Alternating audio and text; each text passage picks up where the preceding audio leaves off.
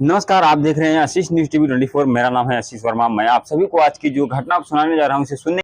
आज की कहानी थोड़ी-सी हैरान कर देने वाली है, लेकिन हालाँकि ऐसी कहानी लगभग आए दिन सुनने को मिलते रहते हैं, लेकिन आज की जो कहानी है वो थोड़ी-सी अलग है।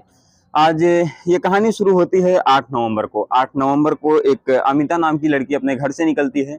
वो जल जीवन विभाग में काम किया करती थी। उसी के दौरान वो अपनी माँ से कहकर जाती है कि माँ, मुझे कुछ काम है, मैं घर से बाहर जा रही हूँ। और कहती है कि मैं 9 नवंबर को वापस आ जाऊँगी। अब जब माँ 9 नवंबर को देखती है कि वो घर वापस नहीं लौटती है, तो कहीं न कहीं उसकी चिंता जो है बढ़नी शुरू हो जाती है और वो फ़ोन करती है, लेकिन फ़ोन उसका लगातार स्विच ऑफ आ रहा था। फ़ोन बार-बार लगाने की ट्राई कर रही थी, बट फ़ोन उसका नहीं लग रहा था। दरअसल ये रहने वाली थी कोसो कौड़ी गाँव की। ये जो माँ-बेटी थी, वो दोनों कोसो कौड़ी गाँव की रहने वाली थी। उसी के अंतर्गत एक थाना आता है जिसका नाम है अंतागढ़ थाना।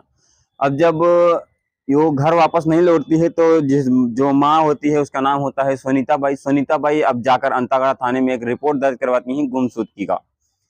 पुलिस जो है लगातार तफ्तीश दे रही थी, खोजने की कोशिश कर रही थी, तमाम सीसीटीवी फुटेज जो होते हैं वो खंगालने की कोशिश कर रही थी। पता चलता है कि एक व्यक्ति है जिसके साथ में ये लास्ट, ऑफिस में भी उसके पता किया जाता है तो बताया जाता है कि एक व्यक्ति है जिसके साथ में लास्ट बार ये गई थी, उसका नाम होता है नागेश। अब नागेश को पुलिस जो होती है वो घेर लेती है और उसे पूछताछ करने की कोशिश करती है कि आखिर तुम्हारे साथ जो लड़की गई थी वो अब कहाँ है, यानी कि अनीता जो गई थी वो अब कहाँ है। तो वो बताता है कि उसकी मृत्यु हो गई। अब ये सुनते ही पुलिस जो होती है वो हैरान हो जाती है कि आखिर ऐसा कैसे हो सकता है। तो उसको बताया जाता है कि आखिर उसकी मृत्यु हो गई तो उसकी डेड बॉडी कहाँ है। फिर वहीं पास के जो कोदा गांव होता है, वो लड़की कोदा गांव गई हुई थी। कोदा गांव में जब पुलिस जाती है, पुलिस जब वहां पर तफ्तीश देती है, तो उसके साथ में नागेश भी जाता है और नागेश से एक सागवान का पेड़ होता है उसके नीचे ठीक खुदाई करवाती है। खुदाई करवाने के बाद अब जब खुदाई होती है तो एक लाश निकलती है और ये लाश अनीता की थी। अब पुलिस बार-बार जानने की कोशिश करती है कि आखिर इसके साथ ऐसा क्या हुआ और ऐसे कैसे हुआ? ऐसा मतलब अगर इसका मर्डर हुआ या कि ये अपने आप मरी, क्या हुआ? इसके पीछे की जानकारी जुटाने की जब पुलिस कोशिश करती है, तो एक ऐसी जानकारी सामने आती है, इसे सुनने के बाद शायद आप हैरान रह जाएँगे। दरअसल जो अनीता थी और जो नागेश था, वो दोनों के बीच अफ़ेयर चल रहा था। इसी अफ़ेयर के दौरान वो दोनों काफ़ी दिनों से जो है संबंध भी बनाते हैं। इस दौरान जो अनीता होती है, वो 3 महीने की प्रेग्नेंट हो जाती है। अब उस 3 महीने की प्रेगनेंसी की जो बात होती है वो बताती है नागेश से। नागेश जो होता है वो अब सोचता है कि आखिर हम दोनों की शादी नहीं हुई है, इस बच्चे को तो हम रख नहीं सकते।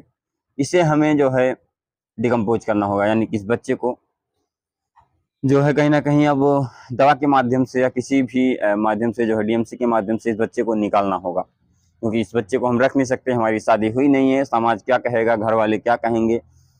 इसलिए हम इस बच्चे को नहीं रखेंगे। हाँ, हम दोनों शादी करेंगे लेकिन इस बच्चे को जो है अफ़ोर्ड नहीं कर सकते, यानी कि बच्चे को नहीं रख सकते। फिर जो नागेश होता है वो अपनी बहन उर्मिला के घर जो है वहीं पास में कोदा गाँव के पास में होता है। कुछ 10-20 किलोमीटर के आस-पास होता है। वहाँ पर जो है उससे उर्मिला के घर पर, यानी कि अपनी बहन के घर पर उसको लेकर जाता है, दूसरे दिन ऑफ़िस जाता है। ऑफ़िस में जाने के बाद वो वहाँ से उसे लेकर जाता है, लेकर जाने के बाद अब उर्मिला के पास उसे छोड़ देता है। और शाम को एक टैबलेट लाकर देता है और कहता है कि इसे तुम खा लेना, खाने के बाद घर पर ही रहना, कहीं 2-3 दिन जाना मत, आराम करना यहीं पे। वो कहती है ठीक है। अब वो टैबलेट खाने के बाद जो उर्मिला होती है वो भी थोड़ी इतनी समझ नहीं होती उसको कि आखिर अब इसके बाद क्या होना चाहिए, क्या करना चाहिए। तो वो जब टैबलेट खाती है तो कहीं न कहीं उसके पेट में जलन सा और काफ़ी ज़्यादा दर्द होने लगता है थोड़ी टाइम बाद। अब उसकी जो बहन होती है उसको समझ नहीं आता कि आखिर अब क्या किया जाए। तो वो नागेश को फ़ोन करती है, नागेश आता है और हालन-पालन में उसे हॉस्पिटल ले जाने की कोशिश की जाती है, हॉस्पिटल भी ले जाया जाता है, लेकिन उसी दौरान जो है उसकी मृत्यु हो जाती है। अब मृत्यु होने के बाद अब सोचा जाता है कि आखिर अब इस लाश की क्या किया जाए, क्योंकि अब तो ये मर चुकी है। फिर उसे वहीं पास के कोदा गाँव में उसका ज़मीन होता है थोड़ा-सा, उस ज़मीन में जो है ले जाता है, कि खड्डा खोदता है, खड्डा खोदने के बाद एक सागवान का पेड़ होता है, उसके नीचे उसकी लाश को दबा देता है खड्डा खोदकर, उसके बाद वो वहाँ से वापिस चला आता है कोसो कौड़ी। अब सोचने की बात ये है कि आखिर नागेश ने ऐसा क्यों किया? पुलिस अब भी छानबीन कर रही है, क्योंकि कहीं ना कहीं कोई और कारण थी। हालांकि पोस्टमार्टम में ये पुष्टि हो चुकी है कि वो 3 महीने की प्रेग्नेंट थी। इस दौरान लगभग साल में बहुत सारे लोगों की मृत्यु होती है। प्यार और प्रेम के चक्कर में पता नहीं कितनों की जिंदगियां जो हैं वो बर्बाद हो जाती हैं। हालांकि अब नागेश को भी पुलिस हिरासत में ले ली है, क्योंकि उन्होंने भी गलत किया। अगर ऐसा कुछ हुआ था तो उसके माँ के पास उन्हें बताना चाहिए था, या किसी पुलिस में, या उसकी लाश को सौंपना चाहिए था उसके परिजनों को, आखिर इसके साथ ऐसा ऐसा हुआ है।